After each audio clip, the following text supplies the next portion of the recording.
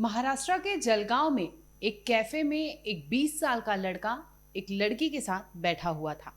इसी दरमियान आपको बता दें कि दोनों में बातचीत हो रही थी। कुछ 8-10 लड़के वहां पर कैफे में आ जाते हैं। अचानक लड़के के पास आते हैं और उसका मोबाइल उसे छीन लेते हैं। मोबाइल में कुछ देखने की कोशिश करते हैं, जिसके बाद लड़के का कॉलर पकड़ते हैं और उसे घसीटते हुए बाहर ले आते हैं। लड़के से नाम और पता पूछा जाता है, जिसके बाद उसे ले जाया जाता है जामनेर गांव। महाराष्ट्र के जलगांव के जामनेर गांव की ये वारदात है।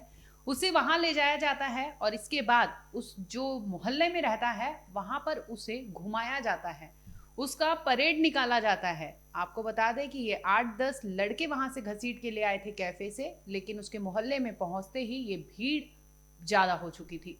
यानी 8-10 लोगों से ये तादाद बढ़कर कई लोगों की हो गई थी, मानो वहां पर भीड़ या हुजूम मौजूद हो। अब लड़के को वहां पर परेड निकाला जाता है और उसके साथ लगातार मारपीट की जाती है। कोई डंडे से, कोई रॉड से, कोई सलिया से लगातार लड़के पर वार किया जाता है। वार इस कदर किया जाता है कि लड़के की मृत्यु हो जाती है। उसके प्राइवेट पार्ट को भी नहीं छोड़ा जाता है। आखिर 21 साल के लड़के के साथ इस तरह से बदसलूकी क्यों हुई थी, इस तरह से बर्बरता क्यों हुई थी? उसे बचाने के लिए आए उसके परिवार के लोग, चाहे वो पेरेंट्स हो, चाहे उसकी माँ हो, चाहे उसके भाई हो, चाहे चाचा हो, चाहे उसके 80 साल के बुजुर्ग दादा हो, किसी को किसी ये भीड़ ने बख्शा नहीं और सभी पर वार करते गए। आपको बता दें कि लड़के की हालत इस कदर हो गई कि उसे अस्पताल ले जाना पड़ा, जहां पर डॉक्टर ने उसे डेड डिक्लेयर कर दिया। स्वागत है आपका, आप देख रहे हैं क्राइम तक। मैं हूं अश्विनी सिंह। दरअसल ये लड़का पुलिस बनना चाहता था, पुलिस ऑफिसर बनना चाहता था और हैरानी की बात यह है कि मंडे यानी 11 अगस्त को ये अपने पिता से कहता है कि मैं पुलिस में फॉर्म भरना है, इसके लिए मैं घर से निकल रहा हूँ, जा रहा हूँ फॉर्म भरने। यही कहकर वो लड़का निकलता है। स्क्रीन पर आपको दिखाई दे रही ये तस्वीर सुलेमान रहीम खान, 21 साल इसकी उम्र है, यही मृतक है। अब ये लड़का अपने घर से अपने पापा को कहकर जाता है कि मुझे पुलिस का फॉर्म भरना है और वो निकल जाता है। इसी दरमियान वो फॉर्म भरने के बाद वो लड़की से मिलने जाता है। तकरीबन सोमवार 3:30 बजे दोपहर की बात है और तभी वहां पर कुछ लड़के पहुंचते हैं 8 से 10 और इसके बाद उसे वहां से घसीटकर उसके गांव यानी जामनेर ले जाया जाता है, जहां पर उसके साथ मारपीट की जाती है। लगातार आपको बता दें कि पहले कैफे से बाहर निकालकर वाद विवाद होता है, झगड़ा होता है और इसके बाद लड़के लड़की को वहां से घसीट कर वहां ले जाते हैं, लड़की को वहीं छोड़ देते हैं। लेकिन लड़के को उसके घर तक यानी जामनेर गांव तक ले जाया जाता है, जहां पर उसके परिवार के सामने उसका परेड निकाला जाता है और उसे इस तरह से चोटिल किया जाता है कि वो बता दें कि जगह पर ही उसने दम तोड़ दिया था। पिता का कहना है कि उसके प्राइवेट पार्ट्स हो, चाहे शरीर का कोई भी ऐसा अंग नहीं होगा जहां पर उसे चोट नहीं लगी हो। यहाँ तक कि बचाव करने आए परिवार के लोगों पर भी इस भीड़ ने हल्ला बोला था। इस पूरे मामले पर पिता का क्या कहना है, एक बार वो सुन लीजिए।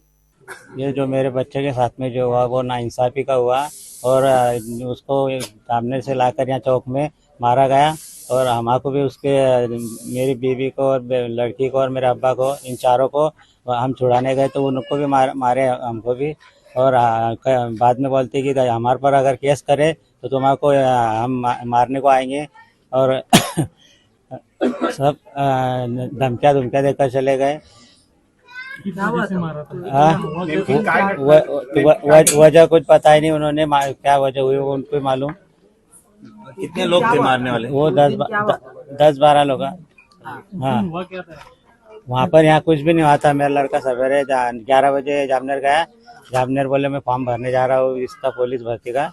मन का फॉर्म की कुछ भरो मत, घर पे रहे। तो उस बाद में उसको 2-2:30 बजे फ़ोन लगाए तो फ़ोन लगा नहीं उसका। उसके बाद में फिर 3:30-4 बजे मेरे को फ़ोन आया, मैं खेत में था, कि आपके लड़के को मारा जा रहा है, तो आप जल्द से जल्द यहाँ आ जाए। मैं छुड़ाने गया तो मेरे को और घर वालों को सबको मारे उन्होंने। लेकिन कितने लोग ऐसे उसमें थे? तो उसमें 10-12 के आसपास लोग थे। आप छुड़ाने कहाँ पे गए थे? ये जहाँ मार रहे थे वहाँ चौक में। बेटा हाउस में या जामनेर में? बेटा जामनेर में। हाँ इसकी पुलिस कंप्लेंट किया है? हाँ, किया है पुलिस कंप्लेंट। आपकी क्या मांग रहेंगी पुलिस से? आपको जैसे आप मेरे बच्चे पर उन्होंने जुल्म करे वैसा उन पर होना चाहिए। उन्होंने इतना बेरहमी से मारे कि आज तक का किसी को किसी मारल नहीं देखा। उन्होंने इतने 1-1 इंच पर उसको जख्म है। आपने आपके बेटे से लास्ट टाइम बात किया था घर पे? हाँ, उसको किया छोड़ के किया गए था थे। उससे। अच्छा, क्या उसने बोला? बात मेरे को कैफे में मारे बोले, वहां से मारते लाए और यहाँ चौक में मारे। हाँ, पुलिस प्रशासन सहकार्य कर रहा है क्या? हाँ, ठीक कर तो रहा है अभी तक। अभी आगे क्या, अभी आगे आगे आगे का आगे उसे कहाँ कहाँ पर मार लगे? पूरे ये इंच भर भी जगह उसकी ऐसी नहीं थी कि मारा नहीं उसको। बता दें कि मामले की जांच कर रही पुलिस का भी बयान सामने आया है। इसमें उन्होंने कहा है कि जैसे ही सूचना मिली फौरन मौका वारदात पर पुलिस पहुंचती है। जलगांव के उस गांव में जामनेर पर, जहां पर फौरन मुकदमा तो दर्ज कर लिया जाता है 103 बीएनएस के तहत। और इसके साथ ही आपको बता दें कि मॉब लिंचिंग की भी धाराएं इसमें जोड़ी गई है, क्योंकि जो सुलेमान के पिता हैं, उनके चाचा हैं या परिवार के लोग हैं, उनका कहना था कि उनकी भीड़ वहां पर मौजूद थी, लेकिन किसी ने उस बच्चे को बचाने की कोशिश नहीं की। वो लगातार उस पर रॉड से हमला हो रहा था, डंडे से, चाहे कोई भी ऐसी चीज मिली हो उस लड़के पर हमला हो रहा था, लेकिन किसी ने बीच बचाव करने की कोशिश नहीं की, जिसके बाद आखिरकार उसके बच्चे ने उनके सामने दम तोड़ दिया था। इस पूरे मामले पर पुलिस ने क्या कहा वो भी सुन लीजिए। कल जलगांव जिला में जामनेर टाउन में एक कैफ़े में एक लड़का 20 साल का और एक लड़की 17 साल की साथ में बैठे थे। फिर वहाँ पे कुछ लड़के आया, फिर उस कुछ लड़के के साथ ये लड़का को वाद विवाद हुआ। वहाँ पर उसका दोनों जो लड़का लड़की का जो गांव है वहाँ पे लेके गए थे। फिर वहाँ पे वापस मारपीट हुई थी। उस मारपीट का दरमियान इस लड़का को सेंसिटिव पार्ट्स में उसका चोट लगी। फिर उसका जो लड़का का माँ बाप ने उसको हॉस्पिटल में लेके गए और उपचार दरमियान उसका मृत्यु हो गया।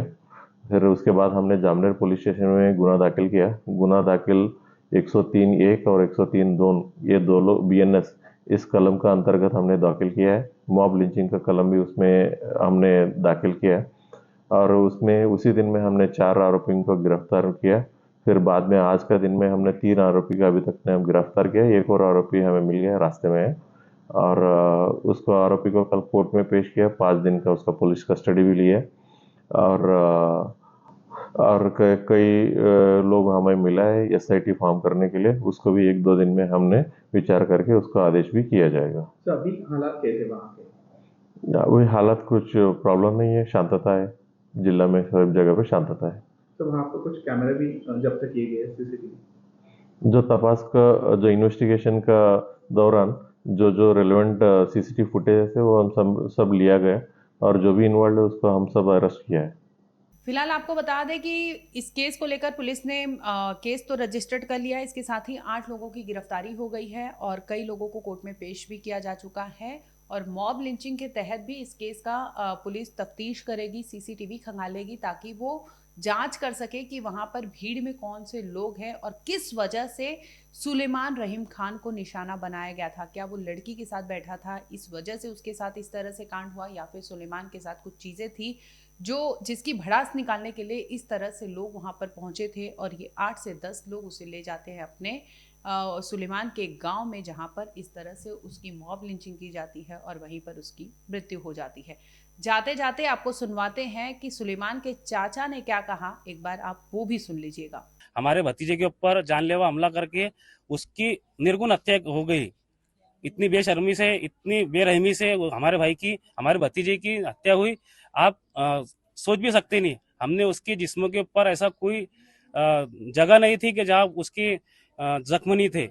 उन्होंने जो आए थे, जो मॉब आया था, 20-25 लोगों का मॉब था, उसने उन्हें मतलब किसी ने रॉड से, किसी ने असारी से, तरह तरह से, किसी ने लाता से, और यहाँ तक कि जो इंसान की शर्मगाह रहती, मतलब पेशाब फिरने की जगह, वहां पर भी इन्होंने मार मार के जख्मी किया था हमारे भतीजे को।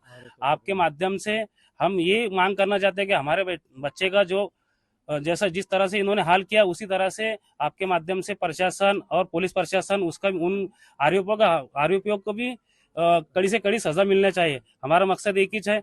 अब आपके माध्यम से अगरचे ये हमारे को सजा नहीं, अगरचे हमारे लोगों को मांगनी पूरी नहीं होती, तो इसके बाद में हम आने वाले वक्त के अंदर आगे भी इसकी कोर्ट मार्फत हम इसकी लड़ाई लड़ेंगे। फिलहाल इस पूरे मामले में पुलिस ने 8 लोगों की गिरफ्तारी की है और आगे भी जांच पड़ताल चल रही है। सीसीटीवी से शिनाख्ती की जा रही है ताकि पता लगाया जा सके कि भीड़ में कितने लोग मौजूद थे। सभी पर एफआईआर दर्ज होगा और जिस तरह से ये केस है मॉब लिंचिंग का और धारा 103 का, तो इसके तहत भी मुकदमा आगे जारी रहेगा और सर्च करती रहेगी पुलिस कि आखिर कौन से लोग और इनकी मोटिव क्या थी।